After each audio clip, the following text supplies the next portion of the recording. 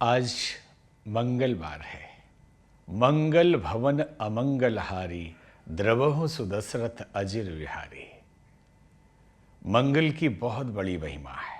मंगल शब्द ही अपने आप में बहुत व्यापक अर्थ रखता है, जिससे कल्याण हो, मंगल हो सबका। हमारा व्यक्तिगत कल्याण हो, मंगल हो, परिवार का कल्याण हो, राष्ट्र का मंगल हो और पूरे विश्व का मंगल हो। जैन धर्म में तो ये मंत्र ही है कि सिद्ध मंगल है, साधक मंगल है और जितने भी साधु हैं सब मंगलकारी हैं। संसार में से अमंगल वृत्तियों का नाश करना और मंगल की स्थापना करना, यही मंगल का उद्देश्य है।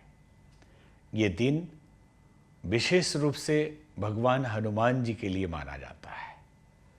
यूँ तो सभी दिन भगवान के बनाए हुए हैं। ईश्वर की कृपा प्रतिदिन 365 दिन हर व्यक्ति के ऊपर होती है। बस हमारी भावना अपने उस सृजिता के प्रति, उस परमात्मा के प्रति जागृत रहनी चाहिए। उनके तरफ अब उन्मुख होना चाहिए। यूँ तो ईश्वर नहीं कहते कि आप हमारी पूजा ही करो तो हम प्रसन्न होंगे, लेकिन हमें एक घटना याद है। एक भक्त ने परमात्मा से पूछा कि आप चापलूसी पसंद है? तो उन्होंने कहा नहीं, तो फिर आपकी पूजा पाठ उपासना हम क्यों करें? आप भी तो आरती करवाना पसंद करते हैं। तो उन्होंने कहा नहीं, हम जानते हैं कि हमेशा हम तुम्हारा मंगल करते हैं, हम तुम्हारे साथ रहते हैं। क्या तुम्हें भी पता है कि हम हमेशा तुम्हारे साथ हैं? तो उस भक्त ने कहा नहीं, हमें तो पता नहीं। तभी तो हम भयभीत हो जाते हैं, विषम परिस्थितियों में दुखी हो जाते हैं। तो ईश्वर ने कहा सिर्फ तुम्हें स्वयं याद रखने के लिए कि मैं तुम्हारे साथ हूँ, हमारी उपासना करनी पड़ती है। और तुम्हारे स्वयं के शक्तियों को जागृत करने के लिए मेरे साथ संबंध जो है उसे याद रखने के लिए पूजा पाठ उपासना की आवश्यकता पड़ती है। मंगल हनुमान जी की उपासना का विशेष दिन है। हनुमान जी शिव जी के अंश हैं, रुद्रावतार हैं। कहा जाता है शंकर सुवन केसरी नंदन। कई संत तो उसकी व्याख्या अलग भी कर दे रहे हैं कि शंकर स्वयं केसरी नंदन, स्वयं शिव जी ही केसरी नंदन के रूप में अवतार लेकर आए।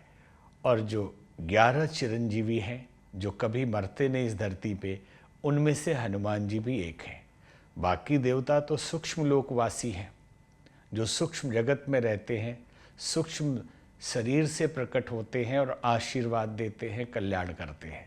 भगवान हनुमान जी प्रत्यक्ष है, जीवित हैं। और जहाँ भी राम कथा होती है वहाँ हनुमान जी प्रथम श्रोता के रूप में विराजमान रहते हैं।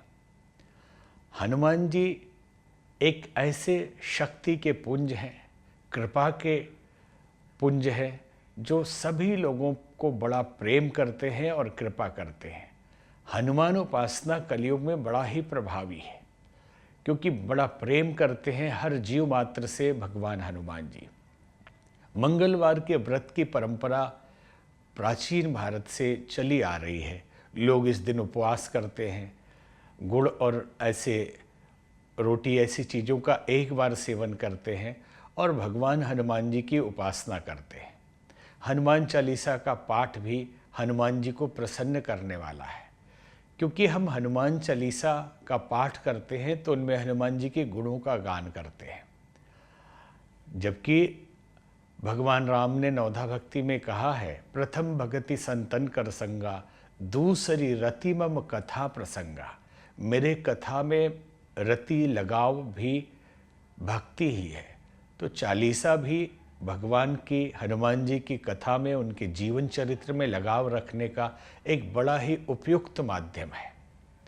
हनुमान जी जैसा कोई सेवक नहीं हुआ और हनुमान जी जैसा मैनेजमेंट करने वाला कोई नहीं हुआ।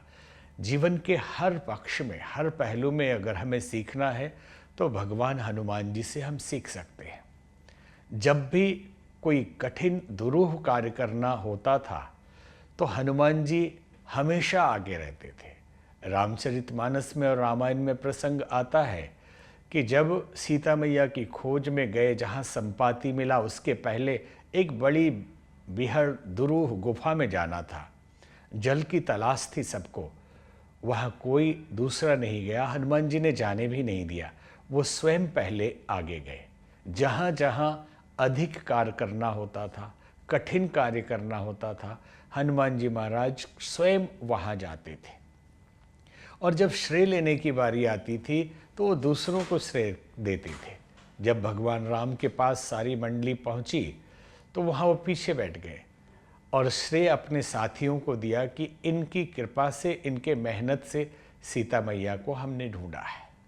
ये एक नेता की, एक लीडर की क्वालिटी है कि कार्य खुद करे लेकिन श्रेय अपने सहयोगियों को दे। दुनिया का पहला राजदूत, भारत का पहला राजदूत जो विदेश गया, वो थे हनुमान जी, जो दूत बन के, रामदूत अतुलित बलधामा, रामदीक के दूत बनकर लंका में गए और उन्होंने वहाँ को ठीक से जांचा।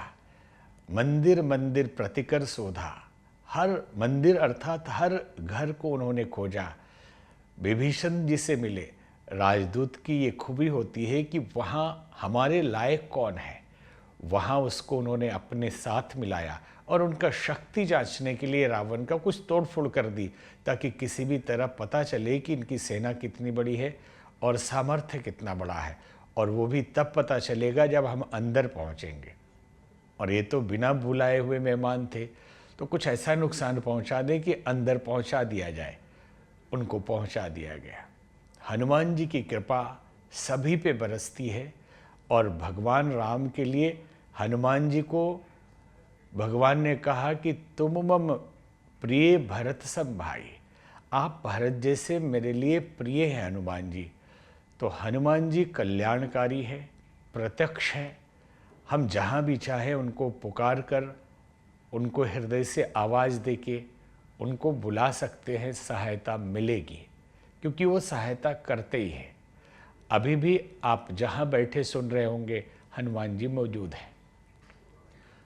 तो हर तरह के कष्ट से, कठिनाई से, भूत बाधा, प्रेत बाधा या कैसे भी संकट कटे मिटे सब पीरा, जो सुमरे हनुमत बलबीरा। तो हनुमान जी की उपासना मंगलवार को अधिक लाभकारी है। यूँ तो हर वार के लिए हनुमान जी आपके स्वामी हैं, सहयोगी हैं और कल्याण करने वाले हैं। हनुमान जी ब्रह्मचर्य के प्रतीक है, हनुमान जी शक्ति के प्रतीक है। पवित्र मन से यदि उनको पुकारा जाए तो सारी समस्याओं का समाधान क्षण मात्र में करने वाले हमारे ये हनुमान जी हैं।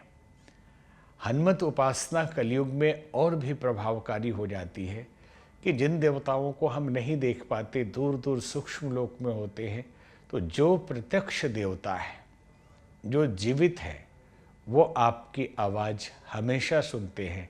भाव से एक बार हम हनुमान जी को अगर पुकारें तो निश्चित ही उनकी कृपा हमारे ऊपर होगी।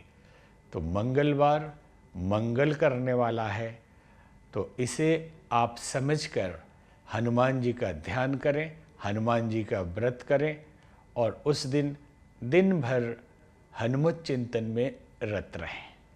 एस्ट्रो तक ऐप पर आपको मिलेगा भविष्य से जुड़े हर सवाल का जवाब।